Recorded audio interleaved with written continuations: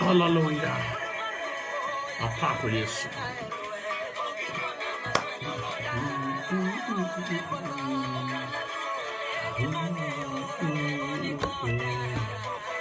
Arwaki ya Musani.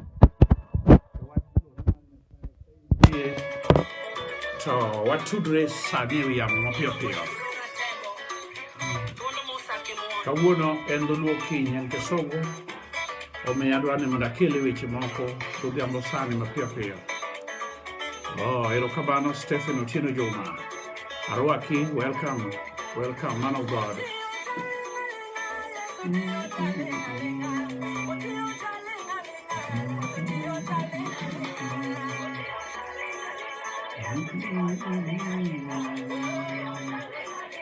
Mano iluongo ni Milko Mondi ka en piny mar Migori ka. Mano nyar Yesu. Erokamano ka ng'ato osebiro tinyisa ni intie to kendo dakika manok kik iringi we injili kore mapiyo. Weri gi wach mag news mag kia corona go.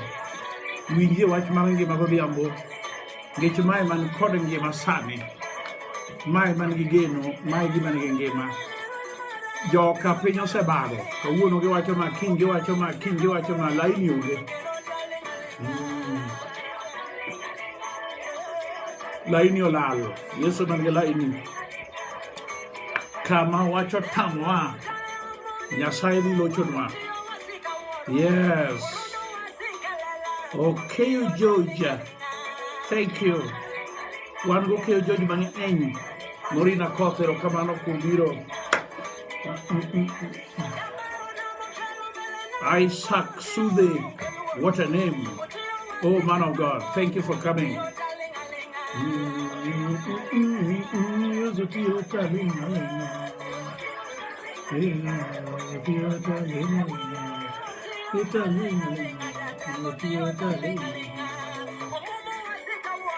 Hey, apako Yesu.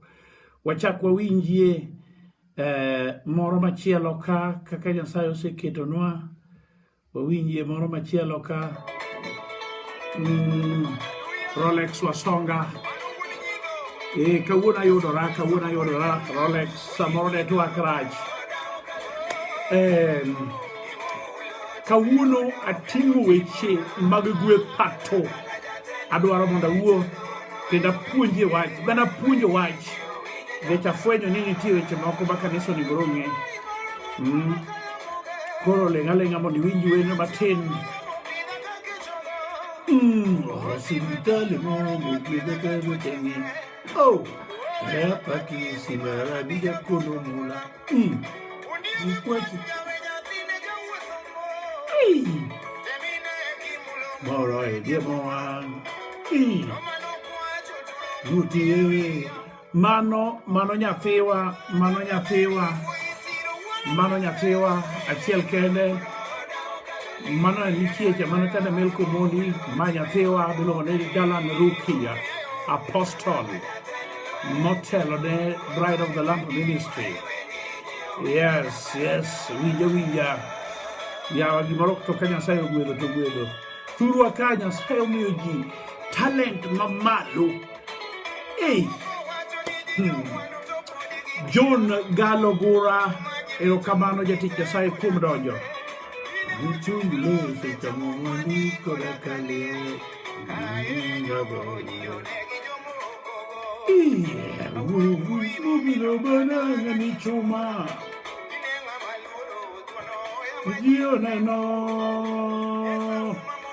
Hallelujah. Quach, yes. Manen Rex was Ogagor. Dotua. Adwa ni mondo agwedhu kawuono gi wach mar gweth. Wach ni dhi mako ngimani te. Ok ochomo ni ofuko ni kaka ng'ato nyalo paro kende. Kata ofuko ni ok obewe chien. To en wach mar gweth. Adwa puonji siri mar gweth.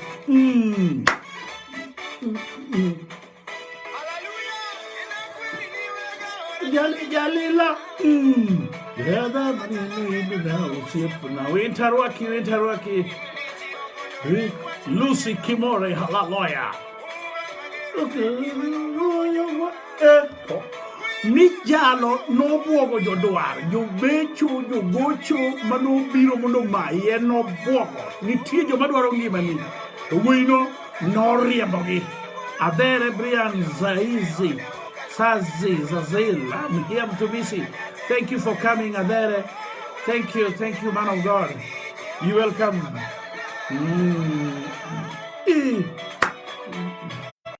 You kade dajuol. Nenga miele Yesu gubiambo. Edwendo. Nachalingero. Hallelujah. Pastor Lenny Were, thank you for coming, sir. Lenny Were, thank you for coming. Glory to Jesus. Hallelujah. We bless the name. I would want to ask you to stay. Just give me 20 minutes, then I will be done. Please don't go away. Walking away from the meeting is not good. Just stay. You can watch programs even for 2 hours. Into faces, but when it comes to the word of God, then you jump here and there. That is not good. It's not appropriate. Just stay with me. Stay tuned. Kimi Arms Davis. Amen. Kimi Arms Davis. What a name. God bless you for coming. Glory to God. Yes.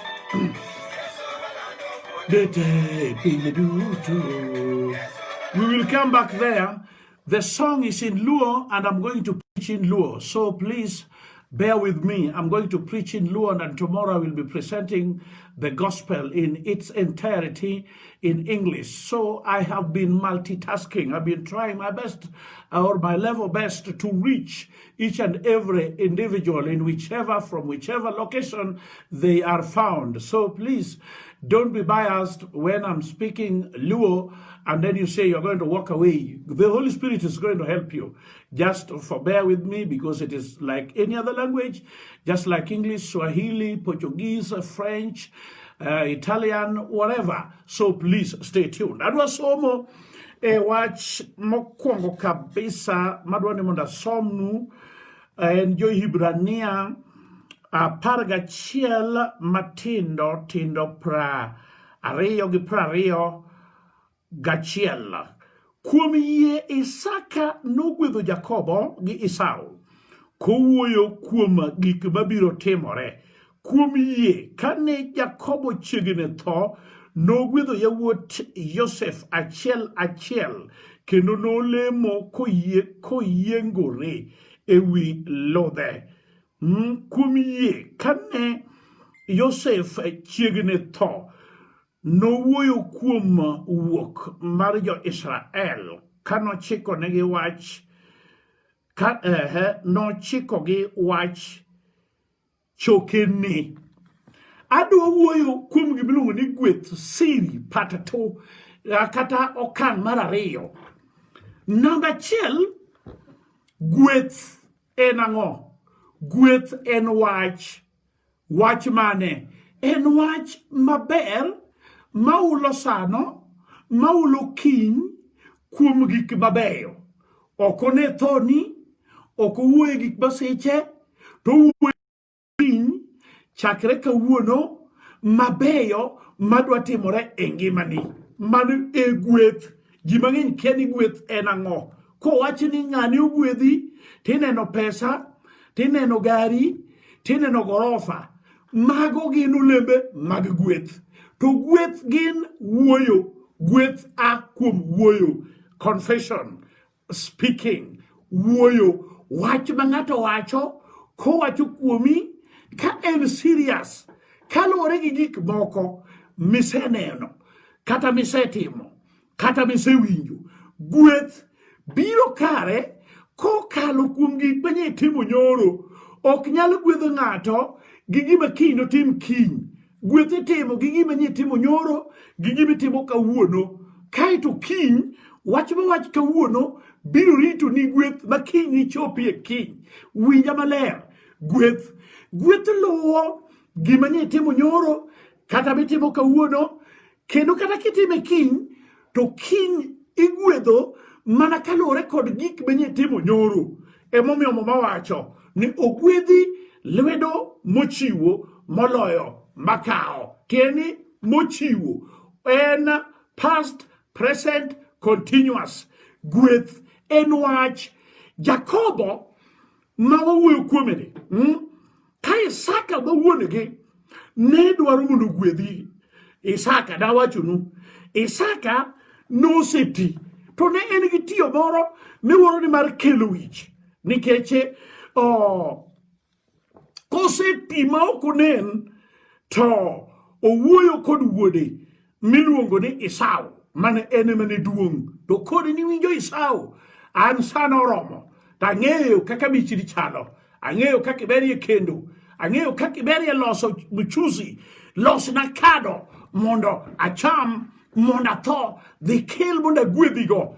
To miyo winjo, nitie mine moko ma be nigi riek, to yeno gini gin gi ubagusi. Kata in konyolo ji 3, ji 4, ji 5, kik iwuor ni kaka miru nenie kaka oneno nyithindo mamoko. Nitie nyithindo mamoko ma kit minegi ni kuome. Koro gweth, to jomoko wacho ni tele kao, kia otimore nade. Ok adagi, lakini gweth timiyo ji. Telo ere nyalo kawe, inyalo gombo mondo ikawe, to gweth timiyo ji. To be kata telo, oge be kao, gimoro amora makelo ohala e piny ka imiyo ji.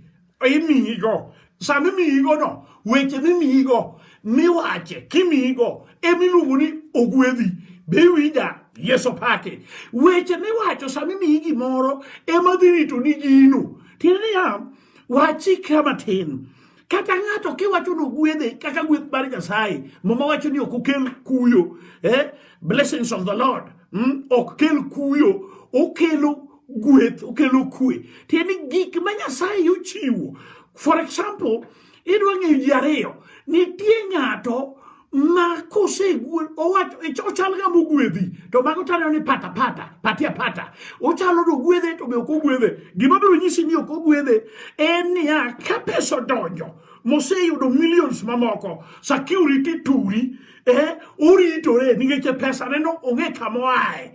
Onge ni pesa neno samoro no kwale, onge ni pesa neno samoro no lose gi yath, onge ni pesa neno samoro no riambo, koro urite. Okelo ne pesa no, kelo ne tich matek. Kaka no wayudo ni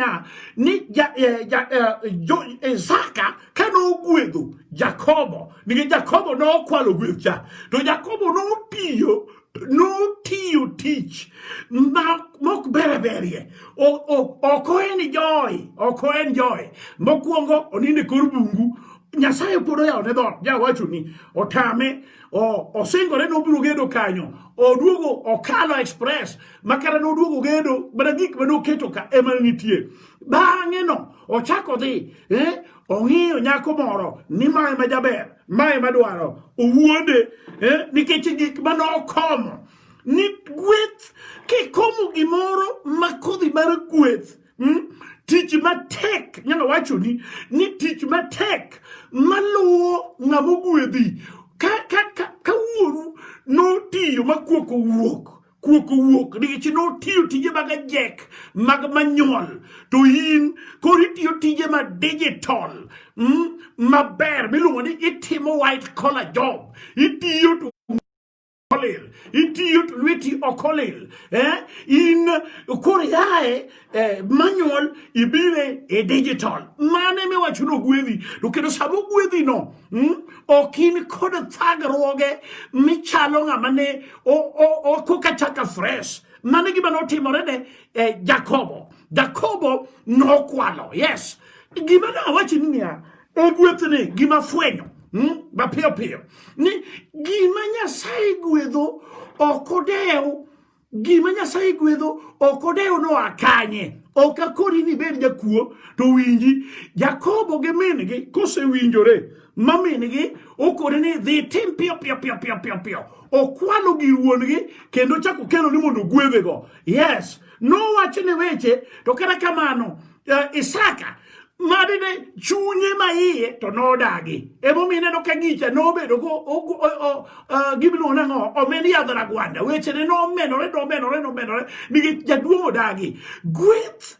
wuokum malo kubiro mwalo tiene ya ng'ama gwedho ng'ato en wuoro ema gwedho ng'ato ok miyo ineno ka miyo cha iwinjo jowadwa nitie ji mang'eny matiyo nyaka oko ma wuonegi nopuonjo kaeto negi ng'anjo nikech kia wuonegi notero kia wuonegi nomedo mon kia kaeto dhi ong'anjo to dhi oriwore gi min-gi ni kata koa ka tich ni to od min-gi modonjo kuongo kuodho wuon-gi min siwaya mano ok gwedhi nikech iwinjo mana ka dhako cha rieko koro mana niya wuore ma gwedho ji ka omiyo nokawo kod dhiyo mondo odhi ogwedhi to opuonje mana rieko dhako mariek madwaro mondo gweth obihere nikech gweth biro gi wache ma gwedho ng'ato iwinja Yesu paki wache migwedho go ng'ato wach ma owache ni ibigwedho go ng'ato okuoth meru kata okuothgo mikuodhi ke uchiegi mikuodho go meru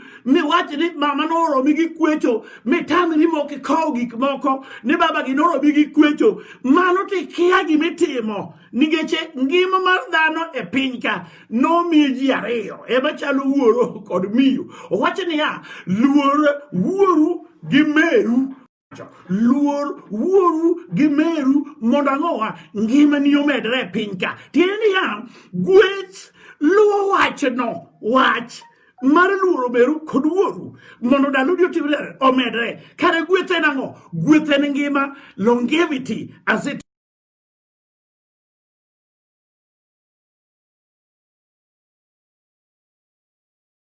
hallelujah duomo do Yesu erokamano yabakon kos apako Yesu ja Nazareth koro wacho ni mogo wacho niya Jakobo nogwedho Isaka nogwedho Ibrahim nogwedho gweth en wach in engimani gik ma in go mifunde ot chakre sofa set chakre dhako bedak go nikech ji mang'eny wacho niya an kenda sewinjora gi jaoda nwakawore akawa ng'ama nowuoyo e wiu ng'ama nowuoyo e ngima nikech gimoro amora mobiro e ngimani nitie ng'ato ma nyaka wuoye mane momiyo itero dhok ok ter kaminene dhiye ka jodala dhako cha ok dhiye nikech nikie ni dhok onge kanyo idhiye nikech idhi wuo to sami wuoyo nitie mwandu miwuoyo e wige agonyo unye dhiuru gi kwe udhu nyuoluru upong piny mano chalo mana arus to ka kamano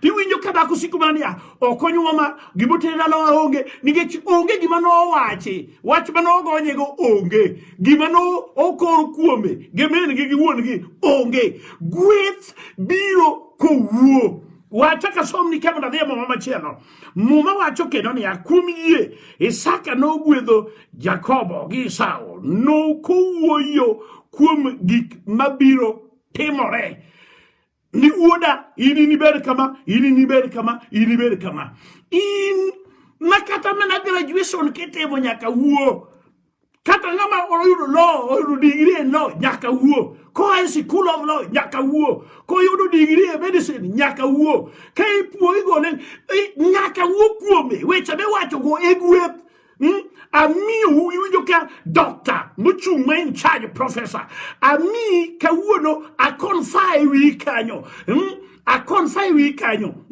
iluongo nangowa the power to read ami teko mardi mondo isom kata mondo ipuonj gibi dhi puonjono nyaka wuo kuomi ji mang'eny kawuono kate kanise iyudo ka ng'ato kodhi gedo to geda kiling'ling makata pasta ne kia kata wuon gi kia to kosetieko gedo koluongi ni dhi lem to sami dhi lemono to gero mar milion 10 kai to kao siling 2,000 to miyo ja pasta ni mondo lem ionge ga kili pachi bokti nigeche gweth mar Nyasaye dhi kod gik mowachi to gik mowachi luwore gi percentage mochiw ewi gima ni timono ka ng'ato ng'iewo kata gari for example idhi ng'iewo Mercedes Benz mar milion 5 kata milion 20 kai to jo insurance ming'iewo jo insurance jo company no ni getwon ni gari ni en mar milion 10 omiyo kdang wami gode dhi ng'ado ne third party insurance policy nyaka ng'ad comprehensive to comprehensive igoyo tiyudo percent mar milion 10 eming'ado getwon katidagi katiye kaka bende Nyasaye be kidwaro mondo gwedhi to nyaka gimoro nyaka ibed godo mikel mondo jatich Nyasaye owuo wiye Isaka no wuoyo ewi Esau kod Jakobo omiyo gik mano wacho Jakobo Esau kata bed mane no mae to kata kamano gwethne ni nitie negichak gibedo magibedo ganda maduong' malich biro ni jokaidon iwinja Nyasaye maduong' dwaro ni mondo ing'e to gwetha kuom wuoro emomiyo Yesu majawar seche te kado lemo kata kado gwedho gimoro tiwinjo ko wacho nang'oa erokamano wuora tiedi gik moko duto nyaka chakre gi kanye ka wuoro karidore kabiro kanye pinka onge aora mamor katwenyo got aore te nyaka ridre kabiro mwalo ina ochi midwaro mondo twenyi got kendi ni mondo dhi gweth malo kucho kendi ok ni nyal yie ni nitie joma ne osetelo ni got kono ma wechegi gin ma Nyasaye oketogi mondo wechegi okonyi kawuono apako Yesu ja Nazareth. Number two, weche mag gweth ji osewinjo to nitie gimorem chalo niya wasomni ane Jakobo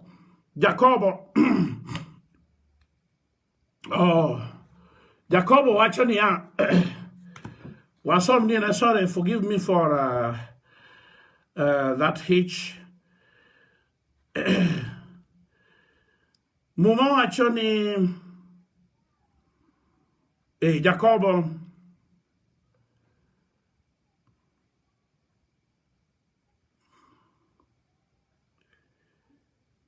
Jakobo achiel matindo 22 wacho niya wasomo ni Dholuo wacho niya to bedo joma winjo wach kendo timo ok joma winjo kende kawuon ruwegi nikech ka ng'ato winjo wach to ok otim ochal gi dhano mang'iyo wang'e e rang'i isesomo ga gigo isewinjo injili tisewinjo ne tadime timo be hearers and doers of the word not hearers only but doers of the word beduru joma winjo wach to timo tiene kawuono godhiambo sani aseikora adwa wuoyo wach moko ewiyi adwa wuoyo weche moko ewiyi mondo iyud gweth kod tiende ibiro yudo gweth kod tiende kendo ng'ama ogwedhi ng'amo gwedhi ma Nyasaye ogwedho, ma Nyasaye ogwedho. Hey, wacha ka som nyombo maboka. Wasom nyombo maboka ijalo ndike ngeche. Obiro na sane wasom ni ngeche par matendo auchiel. I believe it is ngeche par matendo auchiel. Ng'ama kare obedo gi gweth, tiende bato wacho ni hawe e chunye. Ng'ama kare obedo gi gweth kata hawe e chunye. To ng'ama rach noyudo goch mamako dhoge. Ng'ama rach moko gwedho mokuong biro yudo goch mano makre. Kawuono nitie joma dhier goyo mamako mana dhoge. Makata mana nyaka dhier owuoro ni gi chunye mowacho niya, dhier marani to mar lwet dhano ma ok nono. Wan ng'ato no ketho ala lweta emomiyo an gik bakete lweta ok dhi ohala motimo no ene momedo ketho ni gik mowacho wi ohala no ok owinjore owacho wi ohala no. Owacho ni ohande no bojoge gini ojoga chiemo ni ojoga ok ogwedhi. Be ing'eyo gimomiyo nyaka walem kawa gini ni kawa chiemo ok ni walem wago erokamano chiemo kokede mbeleni ile iwacho erokamano to erokamano ne wach migwedhego. Hallelujah. Igwedhe kata en apoth tigwedhe, kata en omena tigwedhe. Tiende sama igwedhe no chunyi moro kode to okelo ni afya. Ma kata ka in japoth tipimori gi jaringo machamo ringo pile to en ok ogwedh ringeno to in igwedho apothni no, ibiro neno ka in gi afya machalo mana mar Daniel mopogore gi jogendini. Daniel wacho ni wewa ok udwa chamore gi misengini ringo mwakeka moaye mokwongo degi jomoko balemo ka gumo ka mogoyo kiang'oa mok bareka. Koro wan mewa miya lote, wewa chama lote osuga, wewa chama dielo, wewa chama kiatipa kiang'oa, to ibiro neno kaka wabiro chalo. Awacho ni kawuono nitie ji mang'eny ma ok gwedhi nikech gik ma giwinjo ok gitim. Gin jo fitina to jachien to gogi goch mamako dhoge goye maka tuo goye to wacho ni dhoge omoko. Ka tuo goye en ema midekre goye ode pile ot manodhi ogero ka jayand gi kiano kata kama nodare manodhi ka jolemb gi kiama pastor ne kiano odno tuo ka lieche bungu otuore odno odonje ot mano kianyi seche mano lamie kane okodhi ne kata kidaki ton tidwaro mondo idari estate moro dhi estate moro nitie ng'ato mowinjore iluongi mondo wach weche mabeyo ot kamidwa dhiye no nikech ker bisengini gi pesa manogere kia iwinjo akoni yor gweth niya. Idhi kamoro kata kidhi donje ot moro kata kidhi mne gweng' moro kata idhi mne tich miyudo tich manyien nyaka make sure ni wuoru ok ni monyuolie ringruok wuoru mar wach Nyasaye kako sani wuoru mar wach Nyasaye tiende kata mapuonji wach Nyasaye ok ji te to kata mapuonji wach Nyasaye mana modimbore obedo wuoru kuom wach Nyasaye kata higa samoro loigo. Koro gimoro amora midwa ni tim emomiyo Nyasaye wacho ni kaw wachni mondi keti nyim Nyasaye yoreni e ka gidhi maber. Magi siri mag gweth e ka ng'ato wacho niya ang'amo gwedhi. Koro kata ka ok nitie kaka ber kodi to in kata kininde odno ok ipar jokuoge ok ipar tuoche ok ipar kiang'o to jok moko nitie ji makato jatendi Yeso pake kato jatendi tinyalo mana ne ma to kugwedhi kata en gi gari kata en gi gorofa tinyalo ma kugwedhi ni namba 1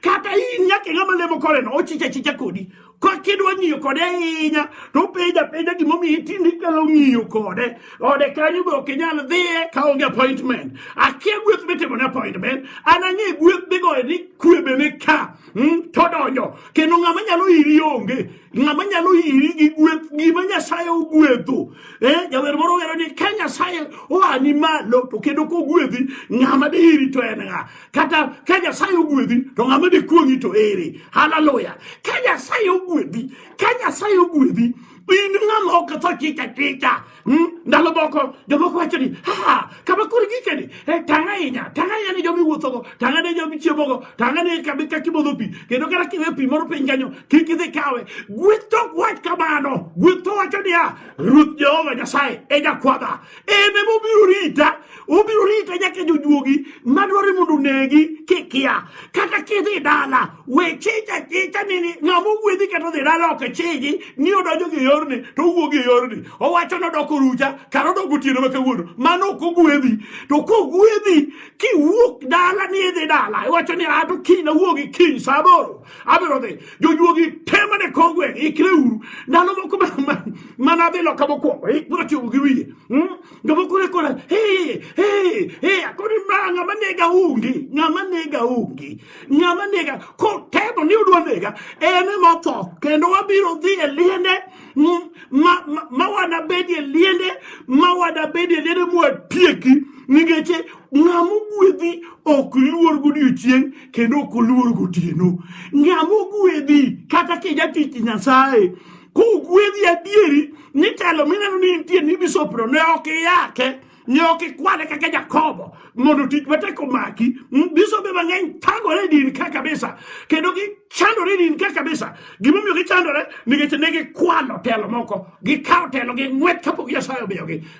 Okoro gi gima nokawo gi ng'wech, bisop nokawo telo gi thuon, kia otimore kia nade, kia kura nogo campaign, kia otimore kia nade. Kanise moko gwedho ji mibaro gi wicha kama ibaro otamba benya kwa gine mamon go no yuak bo wacha de bas wuri ngane telwa wadjo mok lem go tamba man gi yewi indio kod bi lemo go kanisa moko ba ji okugwedhie gin kanisa go ibare go tamba ibare gi kugno ibare gi nanga machiek ni mage makoyal to ji yuak kendo mon go wacho niya wanabedo bangi to kobiro mikore ni bas koro aseyalo kuok e otuch koro sadaka to biro gi siling 10 e mutingu. Mano be ng'ama ogwedhe dieri, mano ok ogwedhe. Ng'ama ogwedhi en ng'at machalo Paulo wacho ni kana biro kumo jo-Korintho yalo mane Yesu ja Nazareth ok na gomb ng'iyo kaka ji nodak. Haleluya, pako Yesu. Iwinjo kanyo, gweth ok ng'i gweth ok ng'i niya kiny adagi nade. Mano Yesu nodagi. Yesu nowacho ni kik uparu gima kiny kik uparu gima kiny urwak kiny, kik uparu nikech kiny nopara kende owuon. An adak kawuono, kiny Nyasaye mong'eyo. In be dagi kawuono. Gweth wacho niya today is the Lord's day. Kawuono en odiochieng' Nyasaye. To jomokuong to paro ni kiny nochamo ang'o, kiny norwak ang'o, mopim ne jogo ni yawa bedo onge kaka Solomon ne rwakore. To gi lepe ka to ok nonyalo romo go nanyo mar thim ma ok dhi puodho, to bende ok ng'iew lewni, to ne ondanyo ne rwakore maber moloye. To winy bende ne chiemo mok jam kara romo gi Solomon. Iwinjo, ng'ama ogwedhi nyaka wach weche mabeyo e wiye. Jomogwedhi bende kata kidhi utegi ok niya ni nyithind wedegi ema giyombe otopong'. Jomogwedhi ok ni nyithind wedegi thagruok. Ng'ama ogwedhi tiende Yesu paki. Nyasaye wacho niya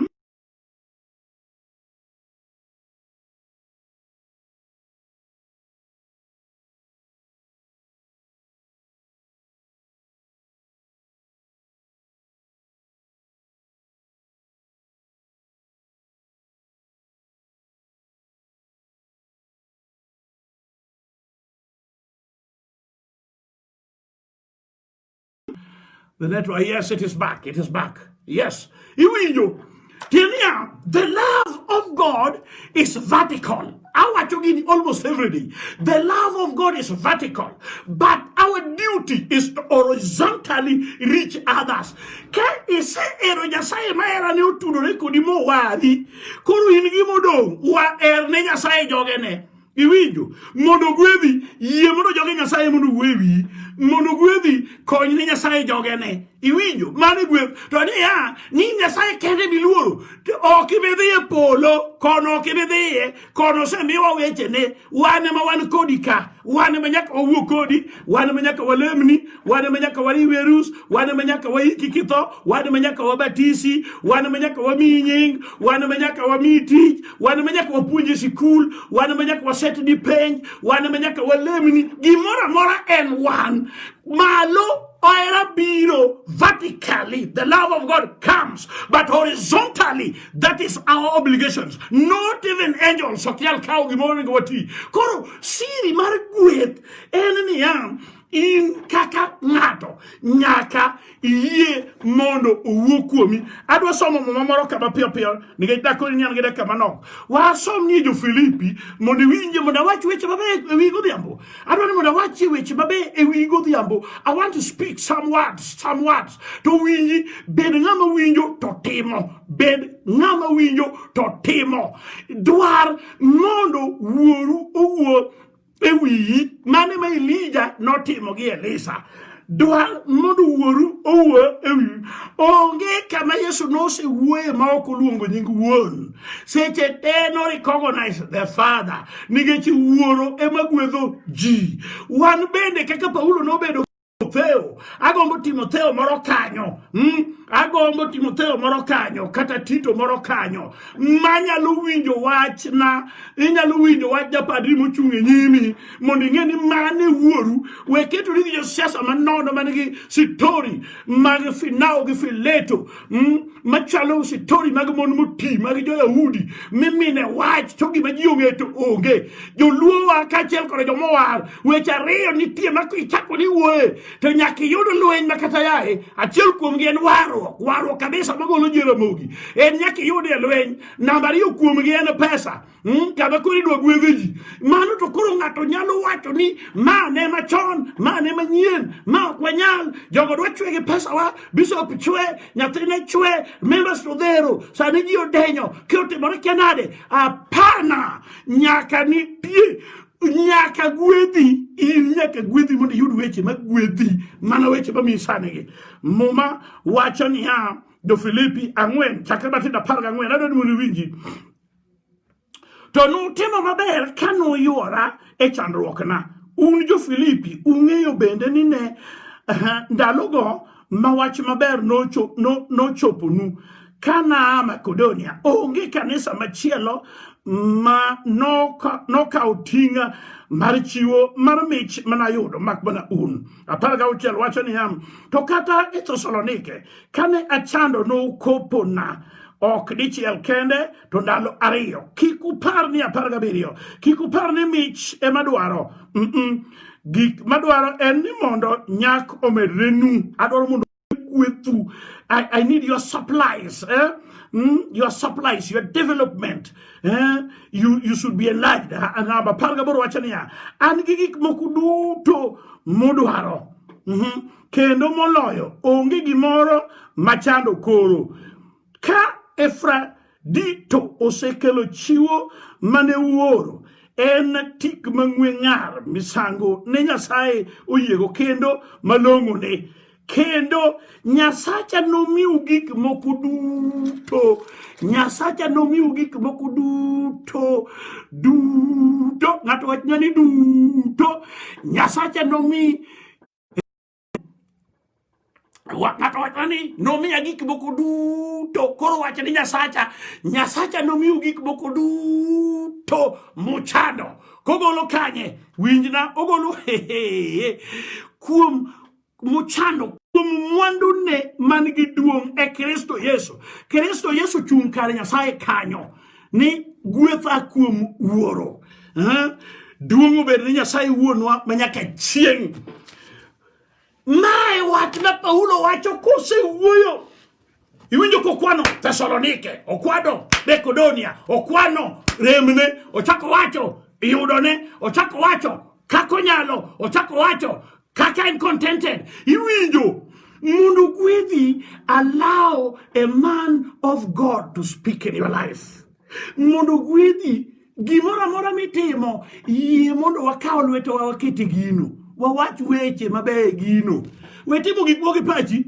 okinyal bedo juoki kendi won ni abasa be ani nyasaye koro nyithinda gi chiega bi uru kamon wale mne mwandu wadi ibiro nwango ka o wandu muchako gi chiegi no ubro rodho ruwe pile ningeche chich duong chich dibedo maduong o ala no kende ubro rodho ruwe mibiro paro ni jomoko chode chiegi ni jomoko chode chuori ni jomoko kete ningeche ngama no wuoyo o ala no onge tich mani neno kichako mano jio lamu nie jaka lamu giriyo kech mande yodi tado ben ma kich bode kada tich bank kada tich me driver kada tich ango ni neno to kani okuwe wi tijino to yini matijino kelo ni asara yini matijino kelo ni asara ni gima chalo kama otibore tijino ni gima chalo kuru sikindi kendi ka chich nyaka joma nye dojo pokitieko kata joma chele tich ofis kama intieno isebedo gi jasimu turi tiene gik mano wache di ofis mane dhi eno onge yie mondi dogi chien mondo wawach weche mabeyo e ngimani weche mage weche go wabiro wacho gi kach bisango ni osechako dung mamit dung tik mangwenga ase kono jomoko ni ya we uru winjo wa Nyasaye to kuor kata sadaka we uru winjo wa Nyasaye ni kata siling 100 mar pi kama pia kama kata siling 50 kata siling 100 to gini temore wa chomu gi Dholuo ka chawa chomu Dholuo gini temore ma ne Dholuo joma wa Nyasaye to unge mana theory practical to see practical okutim kendo wacho mocho mufuko ni ikwano godhier modhuro jaluonga ma jamiriambo menyalo kodika ko onge pesa to gero okodika ko onge pesa to kato riembo okodika ko onge pesa to en nyaka gi udi mag side check miluongo ni mpango wa kando en guturi kata inene kanyo no to pango kama to kama badhi kanisa to kori ni onge kendo ene mowero corona ni giwer te moloyo ji te ene mong'ewere mano ok bi gweth nyaka gwedhi mana kitimo gik ma Nyasaye wacho haleluya ok akawra kaka Paulo onge gima chando to kata kamano adwaro ni mondo Nyasacha omiu gik moko duto muchando kogolo gi kanye e duongne man kanye kuom Yesu Kristo to bro timo gi nango nikech chiwu ma usechiwu no kowe kama no kowe kama no kowe kama no kome kama no time kama omiyo kaluwore gi kaka un gi uweso agwedhou agwedhi watimni neno moro nyathi moro manyako igni ariyo mokalo nodwaro dichuo kabe ulo ni nyinge to okoro ni ai jati Nyasaye aluongi chiemo to chiemo mine ni luonga an ok luonga chiemo e od ng'ato no luonga chiemo e hotel koro wadhi takoro ni amiyo luongi chiemo mihero luongo na chiemo to koseluongo to wachiemo kae to timo na neno okora ni ma gima to kase chiemo majier ma winjo ka yien takoro ne wacha gwedhe awachone ni ya gimidwaro mondo timre ni akia kama obiro ae dichuo mondo iyudi ne okotieko kata higa achiel okawuondi masani nosenyuol en gi ich machielo iwinjo ka ng'ato tiyo maber moko ni an gi jatich moro mane tiyonwa otiyonwa higa 5 be manyako to nyathi manyako to nyathini ka koro nogi kura penja orante nyathini wanatime nade ng'ama nobiro piro koro duong' koro wanatim nyathini nade to nawacho ni nyathini koro gwedhe nikech nochielo kang'one jaoda nopuonje nochielo kang'one haleluya duoro gi Yesu to nawacho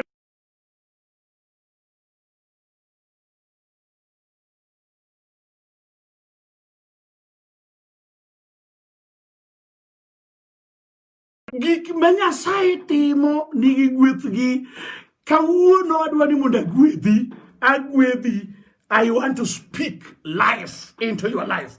I want to speak blessings into your life. Iningango problem mane mayingo. Problem mane mayingo.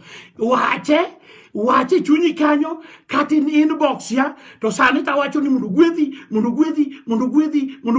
gimora mora ni remo mechando Nyasaye mondo luwachna mundu ti engima ni sani agwedhi family ni agwedhi account ni agwedhi engima ni agwedhi ni nyaka warruok mane Paulo kono Timotheo ni weche ka mane wachako gwedho ngima ni ka ma wachako kawo lweto moketi wi weche go nigi teko mar miwaro kawo nyaka waro kwa gwedhigo nyaka miche mag roho maler wagwedhigo kawo siri mar gweth ma Nyasaye ogwedhago mamiyi kane mondo imbende ng'uono ibed bath ng'uono partake of the blessings of the grace of God in my life. I'm doing it right now here right now chimoro na winjo kan jayalo moro malich e piny Ghana timo neno iluongo ne Duncan Williams owacho niya ni negi jalimo jayalo moro ni Idaosa to Idaosa ni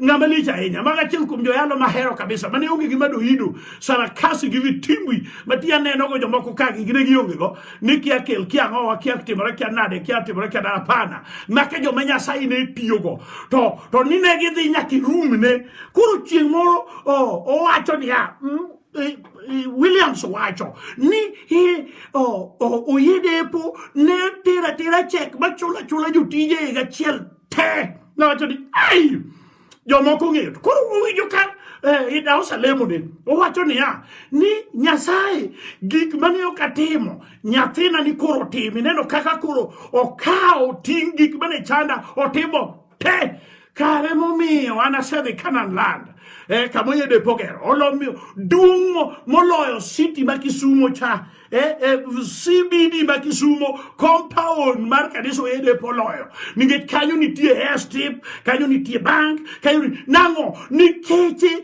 gik manotimo ne wuonegi ne dung ne Nyasaye mang'we ng'ar Ameni an giwuoro mano yalo na Nyasaye kata na onge gimoro to nitie kaka na akawo gwethne ni omiyo no hera ma kata kanu wadhi kamoro ma onge kama kata inyalo nindie maber to nyalo mina suka achiel to mino ni to kete dierwa anindo mok okaywe ma ninge chanindo ge baba otada chiel kon nini nyathimane to na yudo gweth kanyo gigik manatimo agolawe pass taluoko ne tatima chiela riede tich ng'ato ema mi wuoyo kuomi maber ti gwetho kichiw no kidwaro mondo gwedhi gi family kidwaro mondo gwedhi gi tich kidwaro mondo gwedhi gi afya maber iro bedo gi ngima maber mo kituri nyaka wawach weche maber mag ngima